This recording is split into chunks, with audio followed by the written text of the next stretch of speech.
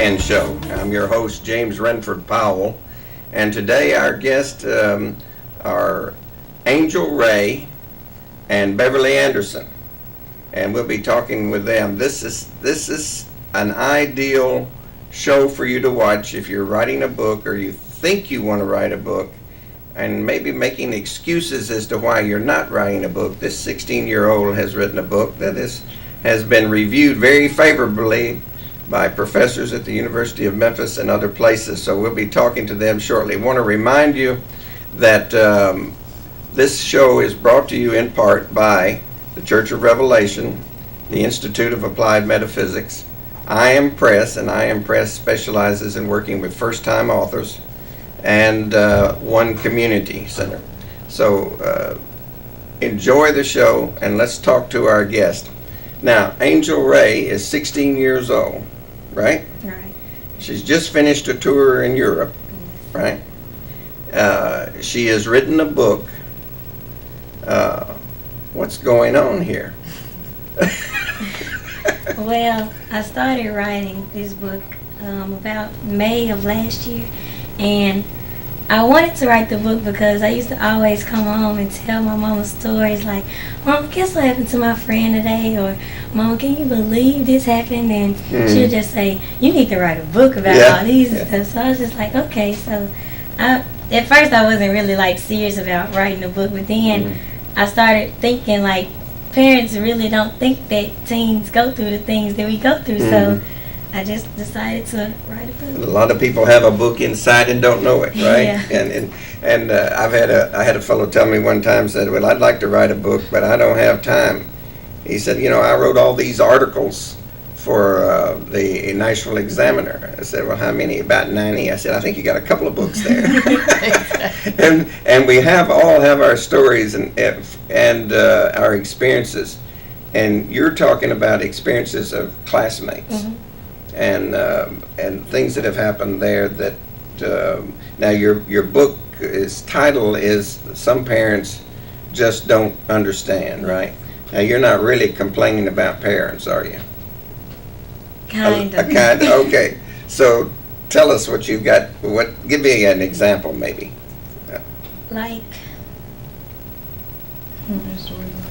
Well, take one of the stories. Give me an example. Okay, of one story here is about a girl who got pregnant by a guy, and she was known as the whore around school. Oh, really? So when he found out that he got her pregnant, he was kind of embarrassed that it was her, so he moved out of the States. And like the parents just like, "Well, you shouldn't have been doing what you was doing." But her mom actually never could keep a husband, never kept a boyfriend, men in and out of the house. So that was the example that she had. Basically. And so your mother's been able to, you talk to her about the stories? Yes. All right. Now, Angel's mother is Beverly Anderson.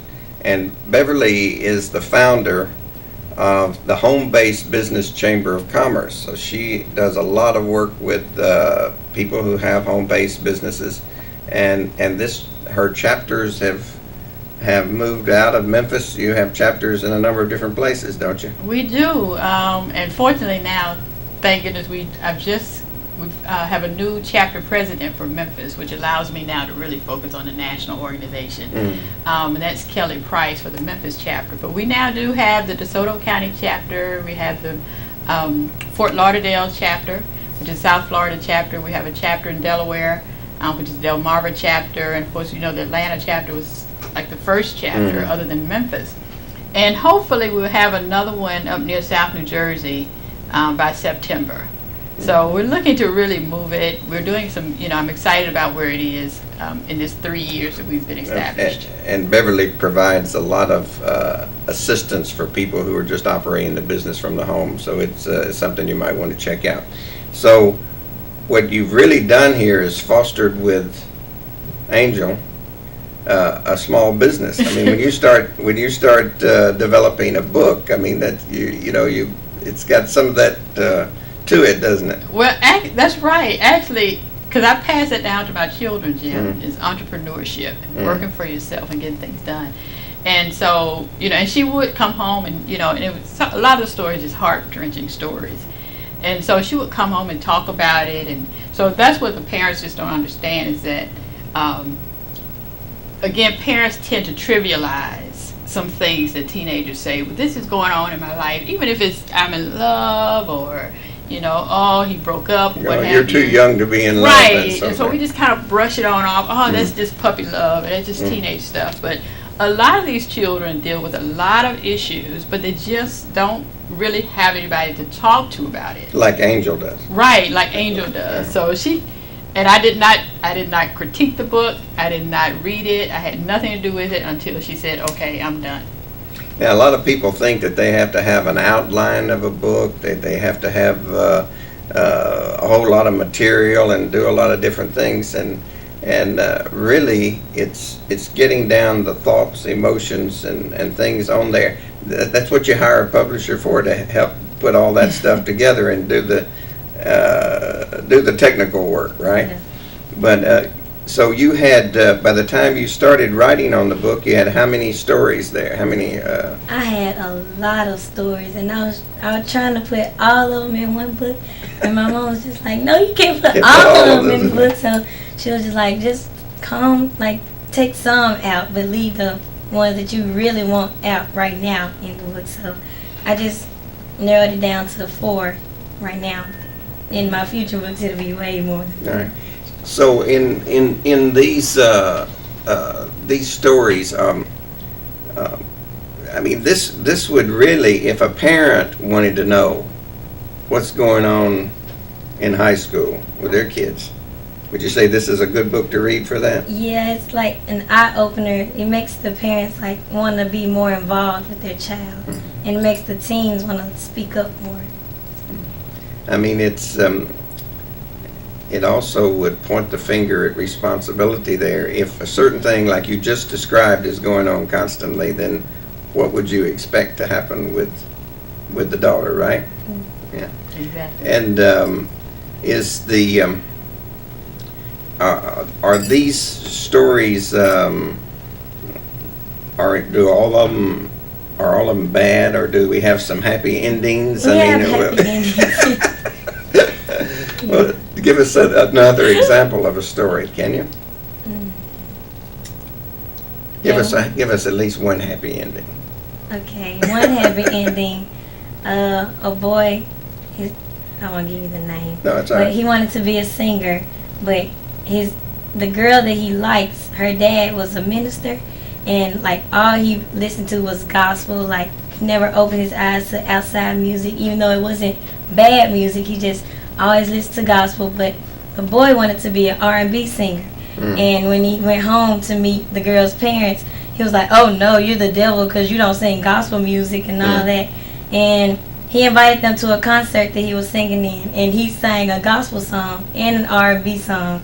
And the dad was just like, "Okay, maybe that was unnecessary for me to say." And he ended up letting his daughter date the guy, because at first he was like, "My daughter's too good for you. You're the devil." He had that kind of mindset. So. Now you do more than just come home and write down stories about what happened in school. I think you're very much involved at Mount Olive Baptist Church. New Olivet Baptist. New Olivet Baptist Church. Okay. And what is the program there that you're working on? I'm on the youth leadership team, and we basically come up with all the events and activities for the youth to do. And I'm in the choir. And do you write anything about New Olivet Baptist Church? No. No? So you don't have any stories in there? No. It's all from school? Yeah, all from school. Well, that's, maybe there's something coming there too. Maybe. And what was the European tour about? How did that come about? I traveled with a group called People to People Student Ambassadors, and every year they go to a different country. And this year we went to Europe, and we visited Italy, Switzerland, France, and Austria. And in Austria we did a homestay where we had to stay with an Austrian family, and we learned their customs and cultures when we went to the schools. And Yeah, it was fun. We just toured around mostly. We visited all the museums and went to the Eiffel Tower, the Leaning Tower of Pisa, all of that. Did you get any ideas for a European version of anything to do with that? No, but actually my home state sister, she knew I was Angel Ray. When I got in the car, she was like, "You wrote a book." I was like, "How did you know that?" And she was like, "Oh, I looked it up." And I was like, "Oh, okay." Is Angel Ray your pen name? Yes. That's what you're writing under. So you're really an Anderson, right? No. No? You're sticking with Angel Ray. My last name is Owen. Owens, okay. All right. And in the, you had some, I think, people from the University of Memphis, and you had a number of different, read us some of the reviews that you had from, and these are literary people and different people that had different ideas. Just go ahead and read them, that's fine. Well, a cousin of mine, he's actually 17, and he wrote a review. He said, "Some parents just don't understand is a book that will open the minds of all teenagers and parents. It brings out the problems and conflicts that occur daily in a teen's life. It gives parents a chance to ask themselves certain questions and helps them choose the correct answer to better understand their teen. I would recommend every teen and their parent to read this book to establish a better relationship between themselves." All right, that's good. Good. Because the book actually has like worksheets in it as well, and it asks questions where the parents can actually fill this out. You know, how do you talk to your teen about this? And also it's a section where the teens fill it out as well. So it's almost a journal type story. We'll take some shots of that and be able to show it in the show where they can see some of what's in the book. All right?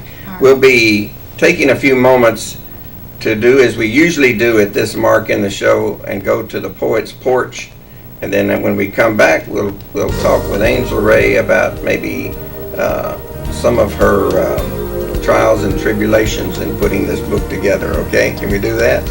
All right, we'll be right back.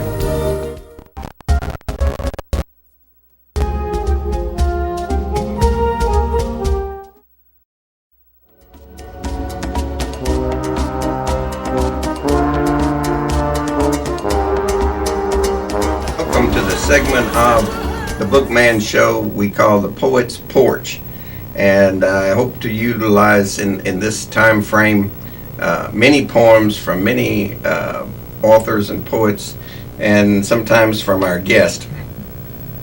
The poem that I'm reading today is from my book, which is called In Search of Self. This has 63 poems, and this poem is called The Magnet. When I still the clamor, listening for the being within, when I set aside the perception of duality, when I know the unity of spirit that lies therein, when I learn that only in this unity is there quality, when desire has moved me to contemplation, when thought is unclouded, pure, and in focus, when I come to believe it as fact, not imagination, when I see only abundance waiting for all of us, then the laws work for me like a cosmic magnet. Then the people and materials are drawn to my vision. Then there is no need for concern, the results are set. Then there is no need for second thoughts or provision. Then, as if only waiting my signal, they appear. Then the power to create on multiple levels is evident. Then the whole world seems ready, the way is clear. Then the means of manifestation show all real intent. The state of harmony reveals nature's gift in profusion. There appears to be no miracle or need for action. The world sees it as if it was a foregone conclusion. Then all should know is the great law of attraction. We'll be right back with our guest, Angel Ray, her mother present with her, also Beverly Anderson, for the last portion of the Bookman Show. to praising him and worshiping him.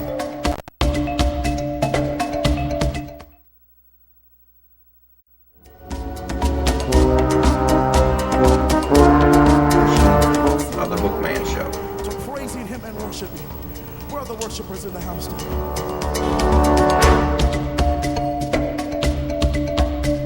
I'm your host, James Renford Powell. I hope you enjoyed the Poet's Porch. I want to remind you that we have 5 shows, radio shows, internet, the Radio by Renford Network. And I want to invite you to come and hear Pam Drinnon, who hosts at 6:30 on Monday, the Cosmic Contact Show. And she has some really, really interesting guests. And then at 8 o'clock, it's Keith Blanchard with the Searcher's Roadmap. And he has been dealing with subjects about all of the hullaboo regarding 2012. So he's been having guests on there with regard to that show. And then on Tuesday night, we have the IAM-Well show. This is to do with all types of healing that's not allopathic. In other words, alternate forms of healing, from herbalist to acupuncture to Reiki. He has guests, or we have guests on that show. We have a new hostess coming on that show, and we'll be announcing that next week. And then on Wednesday night, it's the No Show, the KNOW show. That's my show, and that's the one show you don't want to be a no-show on, because I think there's things in that show that you want to know. These are people that we have who have a vocation or experience that I think that people ought to know about, and I don't think they get enough exposure, so I have them on that show. And in fact, Beverly Anderson, one of the guests today, has been on these shows. So these are very informative shows. And then on Thursday at 5:30, and we're talking Central Standard Time, at 5:30 we have from New York, Darryl Clark with the Progressive News Weekly. And this show is more about current events and hot issues. And Darryl has a really good show there.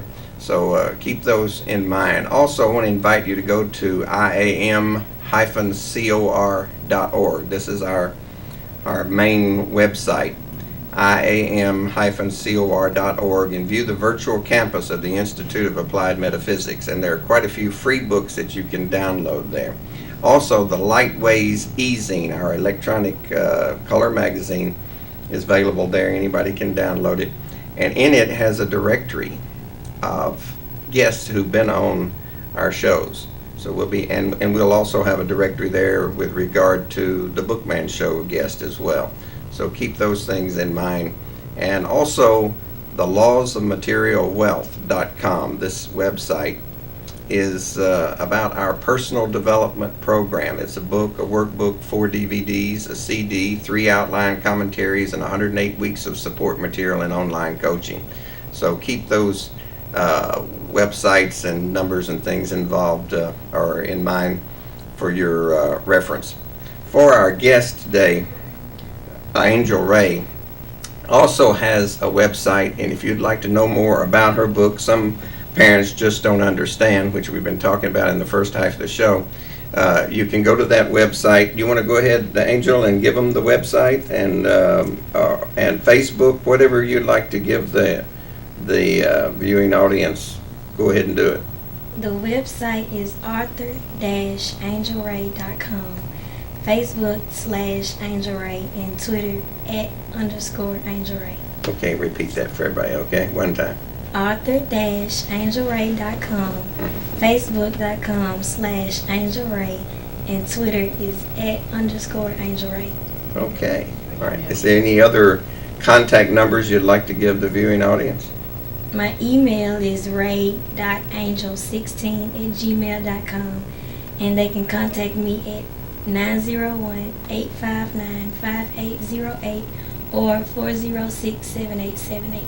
Okay, give that phone numbers one more time, okay? 901-859-5808 or 406-7878. Okay. Well, Angel, now, when I was talking about some of the things that you were doing, I didn't mention that you're a student ambassador with National People to People Student Ambassador Program. Tell us what that's all about. That was the group that I traveled to Europe with, and they they take us out of the country to see more, be more, basically. Mm-hmm. And after the trip, they usually do community service projects, and they give you credits for social studies. So this year, when I take social studies, I only have to take one semester. Oh, that's good. The thing is that most people, when they're thinking about writing a book or talking, and I start working with authors from the time they say, I want to write a book, all right? Sometimes they haven't written anything, all right? And sometimes it's just a pile of material. It's sometimes there's just a story that they want to get out. But in your case, you had a number of stories, right? You had a large number of stories.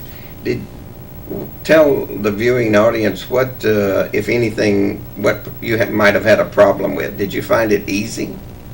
It wasn't easy because at first I was thinking like, well, no, I'm not gonna do it because I don't want everybody knowing their business. But then I asked them, I was like, would you mind if I put your story in the book? And they're like, oh yeah, go ahead. But I changed the names and the places, of course. To protect the guilty. Yeah. Okay. But they were all like, yeah, I'm glad you're getting it out there so more parents would pay attention to their kids, and kids won't be afraid to talk to their parents and things like that. So. Did you have to do a lot of rewriting of it, or you just sat down whenever you got the information from them about their life circumstance, and then you sat down and wrote it out? Yeah, I wrote it. I was writing, and I put every detail in the story, but then I was thinking, no, maybe I should take this out. And I was like, well, no. So I go ask my mom, like, Mom, should I take this out? She's like, no, put everything. So I was just like, okay. So, now, did you go back and let those people see what you'd written? No. No. But I am giving them a free copy. Okay, well, that's nice. But you didn't let anybody interfere with what you had to say about it when you wrote it. But the stories, are some of them having to do with sports? One is, yeah, one. Because that's so much a part of school life, isn't it? Yeah, but it wasn't really focusing on the sport. It was focusing on the situation. And what did you have a problem with? Did you have a problem with anything? Not really. No. Yeah, like when I was writing, I cried at least 4 times. I was just like, oh my God. Yeah. It was just a lot. So you felt emotionally involved in it. And if you don't have any passion for it, it's pretty hard to get a good book written anyway, isn't it? Yeah. So did you use any outside? Did you read any books about writing books, or did you get any professional counsel about the book? Megan Mosley, she wrote a book called. It was talking about beauty, inner beauty, basically. Mm-hmm. And she was at one of the networking events that I went to with my mom, and she wrote a book. And I would ask her questions like, how did you know you wanted to write a book, and how long did it take, and was it hard? And she was just like giving me everything that I needed to know, basically. And the next time I saw her at a networking event, I was like, I'm done with my book, and she was so excited. She was like, oh, I'm ordering one, I'm getting one. And did you do the editing, Beverly? We actually we picked a group of editors and a group of reviewers, and I was one of the editors, of course, but it was very clear not to change any of her words, because these were these children's stories, and I didn't want it prettied up because we may not have wanted to hear some language. You see what I mean? And that was the whole point, and that's why I didn't even want to look at it before she finished it. My only thing was he had so many stories. I said, look, we have to end this book and to start a new book. But yeah, I was one of the editors. We had how was the choice made as to which ones to put in and which ones to take out? Well, actually, she kind of was playing around with a lot of the stories. So that was simply her decision as to which stories she actually put in the book. Again, the only thing that we were charged to do was simply you know, of course the teens talking, everything's not necessarily grammatically correct. And so we had a couple of editors that changed it, and we had to go back and change it back to her original words. Because that's the whole purpose. And again, I didn't want it to become our thing. Right. Because this is what her friends shared with her. And so I wanted the stories to be told exactly like they told it. We were very strategic about who, you know, reviewers and editors. But I think we had about 5 editors and maybe about 5 or 6 reviewers. And these editors, are they professional editors or just... Well, we had like English teachers, those types. So they're not editors.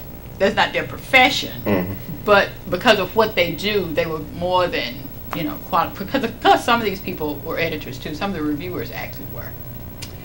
Tell our viewing audience why they should read your book. They should read it because it gets them more involved with their teens. Well, it gets the parents more involved with their children, and the teens will feel more comfortable talking to their parents because they won't understand unless you talk to them about what they don't understand. So I think it'll be an eye opener and make teens like, okay, maybe I should just go and tell my mom or tell my dad, and then make the parents like, you have anything to tell me? Want to talk about anything? And the parents, they can't be so like shocked about everything they hear. Like if I talk to my mom about sex, I wouldn't want her to be like, oh, I don't want to hear about sex. I don't want you to have sex. I don't want her to do that. I just want her to be calm and say, okay, what do you want to know? You know, things like that. Do you think that the real problem is maybe that they're not aware of what they're doing or the effect that they're having on the children? Just simply not aware? This is often, it seems to me, to be the case, and that once this is brought to their attention, then they're much more careful about that particular... Well, I think sometimes it may be, Jim, and also, you know, we can also forget. You know, we weren't born 40 and 50 years old. Yeah, right. You know, forget what it was like. Yeah. You know, we were teenagers too. And I've always tried to have a very open relationship with my children, respectful. They know that I'm their mother, but never had that, oh my God, I don't want to hear it type of effect. Because, you know, we've had conversations and just drive down the street. I was like, oh, but I could never let them know that. So, yeah, I think a lot of it, you know,